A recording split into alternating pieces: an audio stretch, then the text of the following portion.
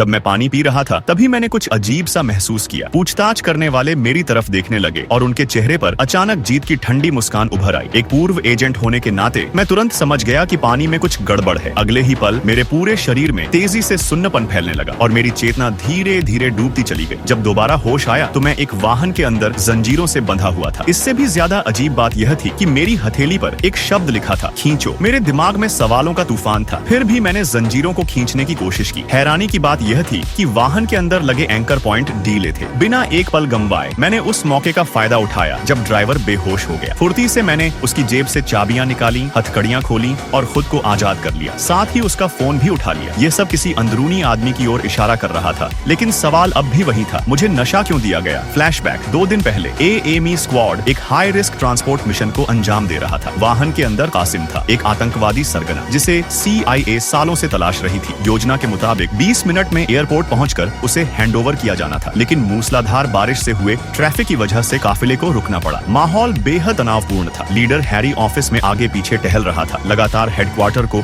आसपास की गतिविधियों पर कड़ी निगरानी रखने का निर्देश दे रहा था। तभी एक मोटरसाइकिल दस्ता काफिले की ओर बढ़ा। हेडक्वार्टर की निगरानी ने तुरंत यह दृश्य पकड़ लिया। एस्कॉर्ट्स कुछ समझ पाते उससे पहले ही आतंकियों ने उन्हें जमीन पर दबोच लिया। जैसे ही जवाबी हमला शुरू होने वाला था, हैरी ने एक अप्रत्याशित आदेश दे दिया। वह आदेश सबको चौंका देने वाला था, लेकिन किसी में उसे न मानने की हिम्मत नहीं थी। कासिम को वाहन से घसीटकर बाहर निकाला गया। उसने मुड़कर सीधे निगरानी कैमरे में देखा। उसकी नजर खुली चुनौती जैसी थी। अगले ही पल वह एक मोटरसाइकिल पर कूदा और तेजी से फरार हो गया। उनके गायब होते ही एना ने अपनी पिस्तौल निकाली और उनके भागने के रास्ते की ओर पीछा किया। थोड़ी ही देर में वह और CIA का संपर्क अधिकारी एक भूमिगत सुरंग के प्रवेश द्वार पर छोड़ी गई मोटरसाइकिल तक पहुंच गए। दोनों सतर्कता से आगे बढ़े। तभी CIA का टोनी छिपा हुआ दरवाजा धकेलकर खोल देता है।